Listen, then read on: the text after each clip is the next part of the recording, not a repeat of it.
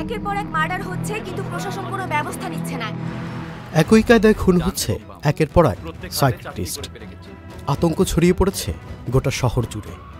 উদ্যমী এক DB officer ও তার দলের ওপর দায়িত্ব পড়ে খুনিকে খুঁজে বের করার। এ পর্যন্ত 3টি খুন হয়েছে। তারা কি পারবে খুনের সত্য রহস্য উন্মোচন করে খুনিকে খুঁজে বের করতে? লেখক পলাশ পুরকায়স্থর মেসমেট গল্প অবলম্বনে নির্মাতা জন মিল্টন নির্মাণ করেছেন ওয়েব সিরিজ মেসমেট। এই গল্পটা আসলে সাইকোলজিক্যাল থ্রিলার। তো এখানে একজন কি বলবো, যে আমি যদি এক লাইনে বলি যে পরিশেষে একজন শখের মনে বিজ্ঞানীকে উদ্ধার করাটার কি বলবো যে একটা উদ্দেশ্য এখানে আছে, আর ভিতরে আর অনেক কিছুই আছে যেটা আসলে আমি এখন বলতে চাচ্ছি না। টান টান উত্তেজনাপূর্ণ সাইকোলজিক্যাল থ্রিলার ঘরানার এই সিরিজে অভিনয় করেছে কিংবদন্তি অভিনেতা আফজাল হোসেন।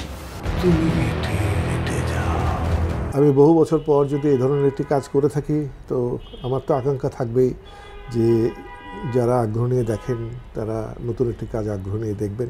এখন তো অনেক কিছুই হচ্ছে, এটার মধ্যে কতটুকু নতুনত্ব আছে, কতটুকু আলাদা, আর সবাই তো নতুন। এখানে যারা বানিয়েছে, যারা অভিনয় করেছে, প্রত্যেকে নতুন। তো এই নতুনদের একটা নতুনত্ব পাবেন সেটা নিশ্চিত করে বলতে পারি। আর ভালো লাগা মন্দ লাগার ব্যাপার পৃথিবীর কোনো মানুষ বলতে পারে না যে এটি ভালো লাগবেই, আর কোনো মানুষ বলতে পারে না যে এটি ভালো লাগবে না। এটি সম্পূর্ণ যিনি দেখবেন তার অনুযায়ী, তার মন অনুযায়ী। কিন্তু চেষ্টাটা 100 ছিল, 100% ছিল, সেটা দেখলেই কেবল অনুমান করতে পারবেন। 40% বেশি গ্লো, বিশ্বের 1 নম্বর গ্লো ক্রিম, নতুন গ্লো এন্ড লাভলি। এছাড়াও গল্পের অন্যান্য গুরুত্বপূর্ণ চরিত্রে অভিনয় করেছে মোস্তাফিজুর নূর ইমরান, জয়রাজ, রামিজ রাজু, শিকদার মুকিত, আব্দুল্লাল সেন্টু ও মাহফুজ মুন্না সহ একঝাঁক গুণী অভিনেতা অভিনেত্রী। চরিত্রটা খুবই কঠিন, কিন্তু কোনো সংলাপ থাকবে না, কোনো কিছু থাকবে না। আমি বলছি ভাই এটা আমি এই কথাটার জন্য আমি আরও আগে করব, কারণ আমি চ্যালেঞ্জ নিতে পছন্দ করি। যে চরিত্রে কোনো সংলাপ নেই, শুধু এক্সপ্রেশনের উপর থাকতে হবে, আমি সেটা করতে আগ্রহী।